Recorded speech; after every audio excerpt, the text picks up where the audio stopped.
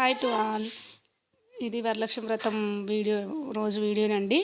ఆ రోజు వ్రతం రోజు ముందుగా అమ్మ వాళ్ళు మాకు 5 years బియ్యం పోశారండి. అంటే 5 ఏళ్ళకి ఒకసారి పెళ్లి చేసిన ఆడపిల్లకి పుట్టింటి సారె పెడతారు కదండి. అదేవిధంగా మేము అప్పుడు గృహప్రవేశం అప్పుడు పోసుకున్నాం. మళ్ళీ ఇప్పుడు 5 years అయ్యింది. ఈ 5 years బియ్యము అమ్మ వాళ్ళు ఒడి బియ్యం పోస్తున్నారు. ఎట్లాగో వ్రతం చేసుకుంటున్నావు కదా, ఈరోజే పోసేస్తాం, మళ్ళీ ఇంకో 1 monthలో అయితే అయిపోతుంది కదా, 5 years అయిపోతుంది కదా అన్న ఉద్దేశంతో బియ్యం పోస్తానంటే సరే అని నేను అనుకున్నాము. అప్పటికప్పుడే అనుకున్నామండి. ఒకరోజు ముందు రోజు నైటే అనుకున్నాం.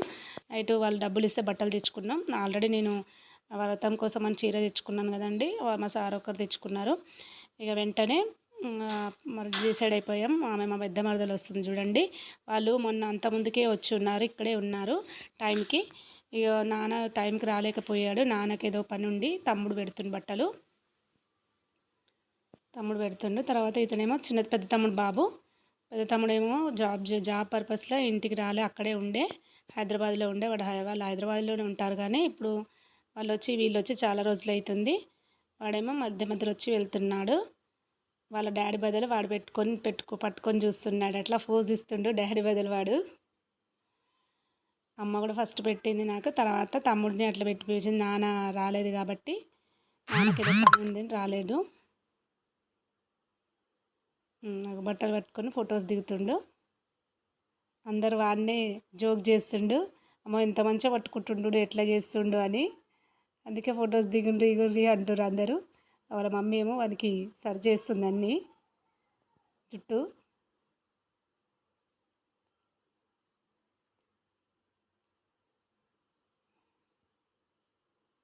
బట్టలు అలా బావ బట్టలు కూడా పట్టుకుంటుండు వాడు. బావ కూడా బట్టలు పెట్టినట్టుగా పట్టుకుంటుండు, ఫొటోస్ దిగుతుండు. అది చూడరా అంటున్నా నేను, ఫొటోస్ కోసం అని పోజులు ఏమని చెప్తున్నా. వాళ్ళ నానమ్మ కూడా హ్యాపీగా ఫీల్ అవుతుంది.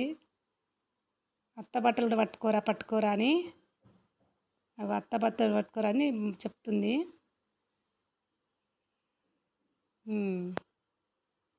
అత్త బట్టలు కూడా పట్టుకుండు ఆఖరికి వాడు. అందరు బట్టలు పట్టుకొని పోజ్ ఇస్తుండు పెద్ద మనిషిలాగా. వాళ్ళ మామ నా బట్టలు కూడా పట్టుకోరా అంటుండు. తర్వాత మేము బట్టలు మార్చుకొని వచ్చేసోపు అమ్మ వాళ్ళు పక్కన ఆంటీ వాళ్ళు ఇట్లా బియ్యం కలిపారు, ఓడి బియ్యము.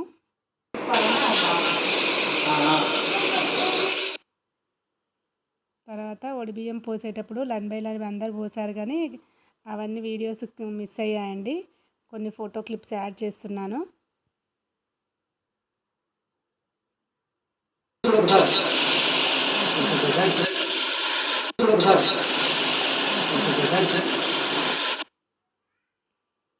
అన్ని ఫొటోస్ క్లిప్స్ యాడ్ చేస్తున్నాను, చూసేయండి. కానీ మన తెలుగు సాంప్రదాయం చాలా గొప్పదండి. ఇట్లాంటి అదృష్టాలు, ఇట్లాంటి పద్ధతులు ఎంత బాగుంటాయో అన్నీ. Thank you for watching.